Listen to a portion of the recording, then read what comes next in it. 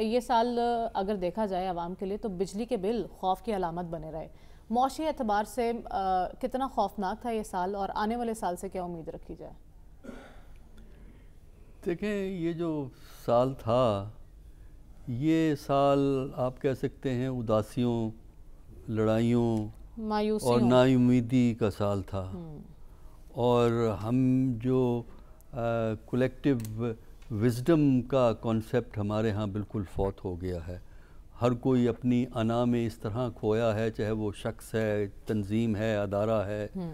انا اتنی ہے کہ وہ یہ سمجھتے ہیں کہ ہم جو ہے ہر چیز درست کر سکتے ہیں.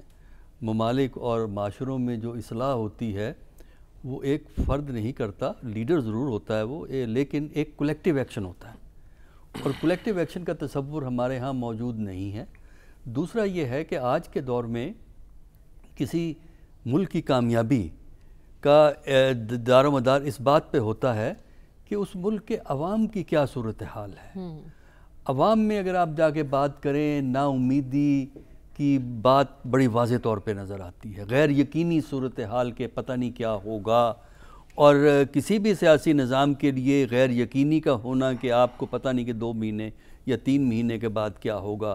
اور عوام کے مسائل جو ہیں پاکستان میں بڑھتے چلے جا رہے ہیں، اور اس کا یہ ضرور ہے کہ تذکرہ تو ہو جاتا ہے، ٹیلی ویژن پہ بھی ہو جاتا ہے، اخباروں میں آرٹیکل بھی ہم پڑھ لیتے ہیں، لیکن اس کے لیے اقدامات کوئی نہیں ہو رہا ہے.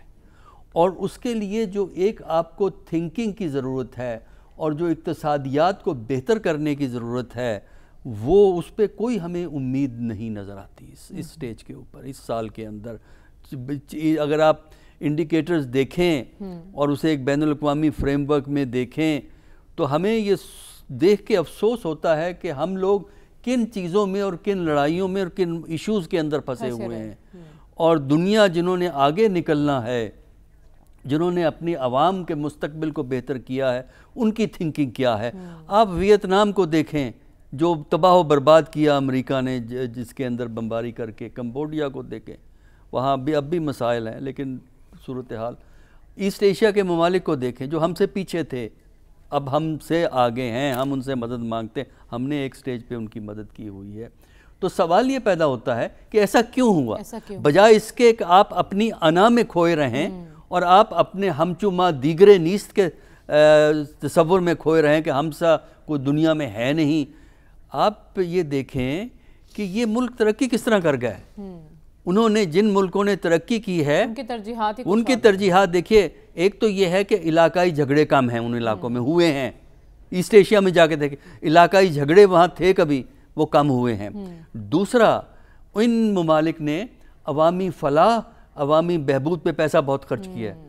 آپ ان ملکوں میں جائیں، ایجوکیشن، ہیلتھ کیئر پہ ایکسپینڈیچر آپ کا ان کا بہت ہائی ہے.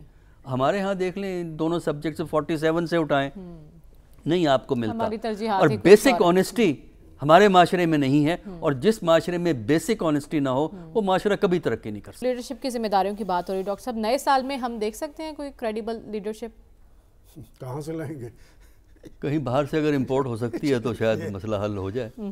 دیکھیے ایک چیز جو سمجھنا ضروری ہے کسی معاشرے میں اصلاح یا تباہی کا، دیکھیے معاشرے میں انڈیویجولز تو جو انفرادی حیثیت میں تو قابل بھی ہوتے ہیں، لائق بھی ہوتے ہیں، اور ان کی زندگیوں میں اچیومنٹس بھی ہوتی ہیں، ملک کے اندر بھی پرفارم کرتے ہیں، ملک کے باہر بھی پرفارم کرتے ہیں. لیکن معاشرے کا جو کرائسس ہے، بحران ہے، وہ یہ ہوتا ہے کہ اس کا ایکیومولیٹو امپیکٹ، اجتماعی اثر نہیں ہوتا. انڈیویجول قابل ہیں، ادارہ قابل نہیں ہوگا.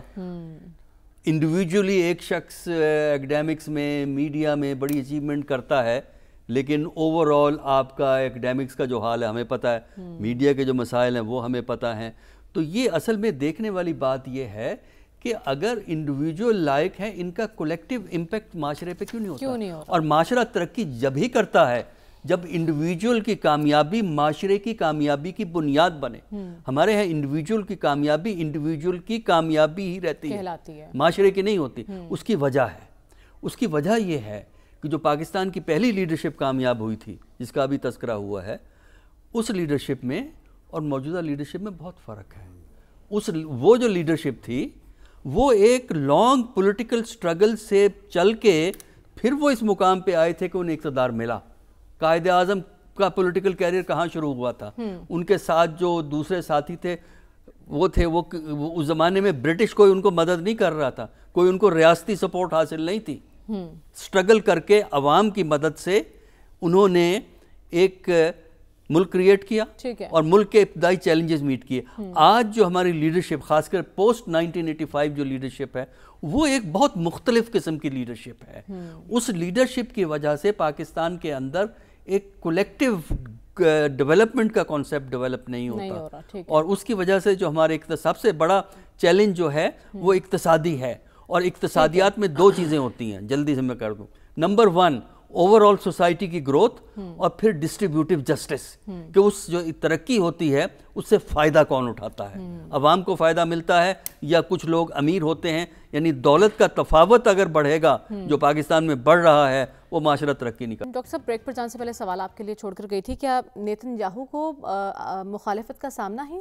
جی, اندرونی سیاست جو ہے نا, نیتن یاہو کے کافی کچھ ایسے عناصر موجود ہیں جو نیتن یاہو کے پہلے سے خلاف ہیں, اور وہ یہی طبقہ ہے جو یہ بالکل بلیم کرتا ہے کہ جو حماس کامیاب ہوئی ہے 7 اکتوبر کو حملہ کرنے میں اور اسرائیل کے لوگوں کو ہاسٹیج بنانے میں اور کچھ کو ہلاک کرنے میں, یہ نالائکی ہے سیکیورٹی فورسز کی اور گورنمنٹ کی. اور بہت سے وہاں پہ ایسے عناصر ہیں کہ وہ نیتن یاہو کو فارغ کرنا چاہتے ہیں, لیکن نیتن یاہو کی بقا اس میں ہے کہ یہ جنگ جاری رہے. وجہ یہ ہے کہ جب تک جنگ جاری ہے تو شاید اس کے نکالنے کا امکان نہ ہو. اس سے پہلے اس پہ کرپشن کے چارجز بھی تھے. اچھا, تو وہ جب تک یہ جنگ جاری ہے وہ اپنے سیٹ پہ قائم رہ سکتا ہے. جب جنگ ختم ہوگی تو آپ دیکھیں گے ان کے خلاف اچھا خاصا ریولٹ اسرائیل میں پیدا ہوگا. لیکن جو اسرائیل کی جو بربریت ہے اس کی اصل چابی امریکہ کے پاس ہے, کیونکہ امریکہ نہ صرف ان کو سپلائی کرتا ہے گڈز وغیرہ, ڈپلومیٹک سپورٹ بھی ایکسٹینڈ کرتا ہے. اور اس میں جو مسلمان ممالک عرب ممالک کی جو ناکامی ہے, دیکھیے امریکہ یہ سمجھتا ہے کہ اس کے جو مفادات ہیں مڈل ایسٹ میں وہ پروٹیکٹ ہوں گے اگر ریڈیکل فورسز انڈرمائن ہو جائیں, جس میں حماس ہے, حزب اللہ ہے. ڈاکٹر صاحب, عالمی عدالت انصاف کچھ کر سکتی ہے اس میں؟ نہیں, عالمی عدالت اس میں دخل نہیں دے سکتی. اس معاملے کے اندر جنگ ہو رہی ہے نا, اس کے اندر جو ہے وہ بعد میں آپ وہ انٹرنیشنل کرمنل کورٹ میں جا سکتے ہیں کہ انہوں نے جو ہے یہ اتنے قتل و غارت کی ہے. وہ ایک لمبی کہانی ہے, وہ بھی کامیاب نہیں ہوں گے کیونکہ بڑی طاقتیں آپ کے ساتھ نہیں ہیں. تو میرا جو پوائنٹ یہ ہے کہ امریکہ یہ سمجھتا ہے کہ اس کے مفادات اس علاقے میں پروٹیکٹ ہوں گے, اسرائیل کامیاب ہوگا, ریڈیکل فورسز فارغ ہوں گی. اب مسلمان ملکوں کی ناکامی یہ ہے کہ وہ امریکہ کو یہ کنونس نہیں کر سکی کہ امریکہ کے مفادات عرب ملکوں کے اندر بھی ہیں, اور اگر وہ ایسا نہیں کریں گے تو عرب ملک اس مفادات کو پروٹیکٹ نہیں کر سکیں گے. لیکن پرابلم یہ ہے کہ یہ عرب ملک جو ہیں انڈیویجول لیول پہ ان مفادات کو پروٹیکٹ کر رہے ہیں, امریکہ کے مفادات کو, لہذا امریکہ کو کھلی چھٹی مل گئی ہے اسرائیل کو سپورٹ کرنے. بڑی ناکامی یہاں پر سامنے آئی.